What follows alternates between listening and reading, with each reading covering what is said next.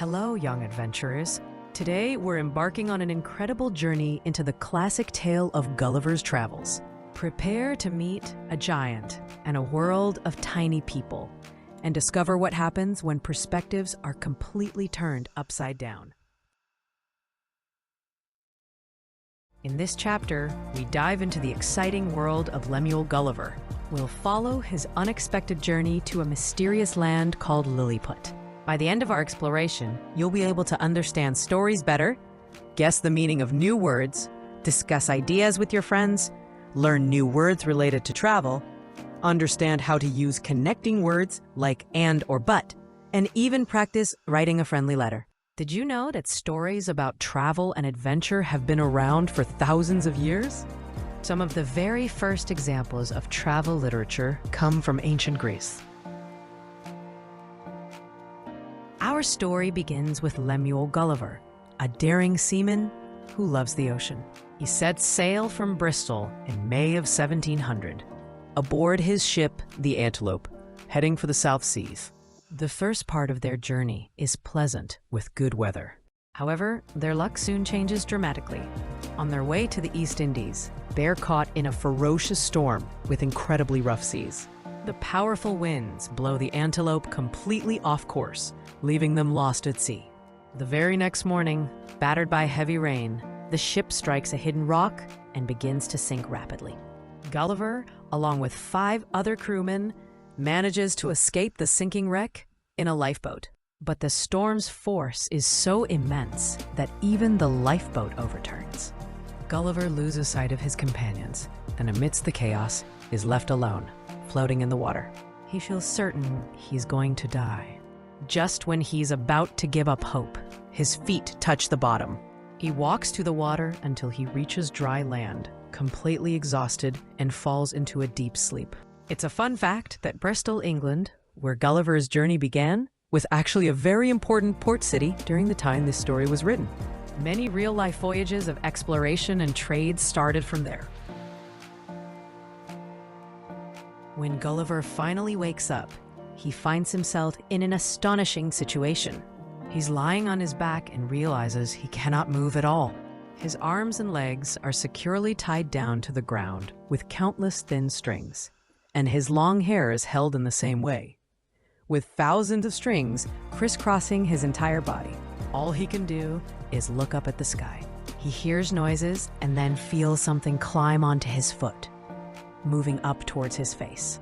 Turning his eyes downwards as much as he can, he is absolutely amazed to see a tiny little man, no more than 6 inches tall, dressed like a soldier. Soon, another 40 men just like him climb onto Gulliver and stare directly into his face. Surprised, Gulliver lets out a huge shout. This frightens the tiny men so much that they run off, and some even get injured as they jump from his body. Then, one very brave little man climbs back onto Gulliver, shouts something in a clear voice, and others join him. But Gulliver, of course, can't understand them. He tries hard to break free, managing to snap some strings and free one arm, even raising his head despite the pain. He reaches out to catch some of the little men, but they're too quick and run away. Suddenly, he feels like 1,000 needles are pricking his hand. The little men are shooting arrows at him. These arrows are no bigger than pins, but they are painful when they hit his face. Fearing for his eyes, he quickly puts his hand over his face to protect them. After this, Gulliver wisely decides that his best plan is to lie completely still until nightfall, believing he can then easily free himself. He figures he has no reason to fear these small people if they are no larger than what he's already seen. Here's a fun fact. The idea of tiny people, or homunculi, has actually been a part of folklore and stories for a very, very long time, even before Jonathan Swift wrote Gulliver's Travels. It shows that people have always been fascinated by the idea of different sizes and scales. But Gulliver's plan to wait wasn't to be. When the little men see that he has calmed down, they stop shooting arrows at him. However, Gulliver realizes their numbers have grown even larger due to increased noise. He hears a knocking sound near his ear and turns his head to see some of the little men building a platform about 18 inches high. Once it's finished, 4 little men climb onto it. One of them, who looks older and a bit taller, wears a beautiful cloak. This man, who must be a leader, makes a long speech in a clear, loud voice. Even though Gulliver can't understand the words, he manages to follow what the leader is saying by his arm movements, a kind of sign language. Gulliver figures out that the leader is telling him he won't be harmed if he does as he's told, but if he tries to get free, they will kill him. Gulliver gestures back to show he understands and remains quiet. But then he remembers he hasn't eaten in many hours, so he puts his hand to his mouth to show he's hungry. The leader seems to understand immediately and gives orders to his people. Almost right away, about 100 men march up to Gulliver's face, carrying food that their king sent as soon as he heard about Gulliver's arrival. Gulliver doesn't know what the food is, but it tastes salty and the pieces are very small. They also give him tiny loaves of bread, which he eats 2 or 3 at a time. The wee folk are utterly surprised that he can eat so much so quickly. Gulliver then signals that he wants to drink. A huge number of men carry a great pot of milk and pour it into his mouth. He asks for another pot, and they bring it. But when he calls for a third, they make signs that there's no more. He's drunk all the milk in the country. After this generous meal, sleep naturally descends upon him. That was his unforgettable first day in Lilliput. Did you know that on old maps, before explorers had seen the whole world, they often included imaginary lands and fantastic creatures? This is similar to the fictional world of Lilliput in Gulliver's Travels.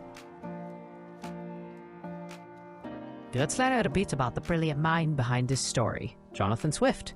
He was born in Dublin, Ireland in the year 1667 and lived until 1745. Swift was a man of many talents. He was a priest, but he's most famous for being a satirist. A satirist is someone who uses humor, irony, or exaggeration to criticize people's foolishness or vices in society. He was also a talented essayist, writing short pieces on various topics, and a poet. His most well-known work, of course, is Gulliver's Travels. But he also wrote other famous pieces, like A Modest Proposal, which is a very powerful satire, Drapier's Letters, The Battle of the Books, and A Tale of a Tub.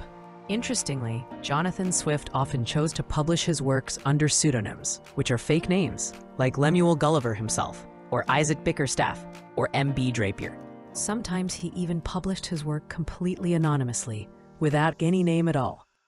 This was often because his writings were quite critical of the government or society, and he wanted to avoid direct trouble. Here's a fun fact about Jonathan Swift's writing style. A satire is a special kind of writing that uses humor, irony, or even exaggeration to playfully point out the flaws in people, society, or political problems.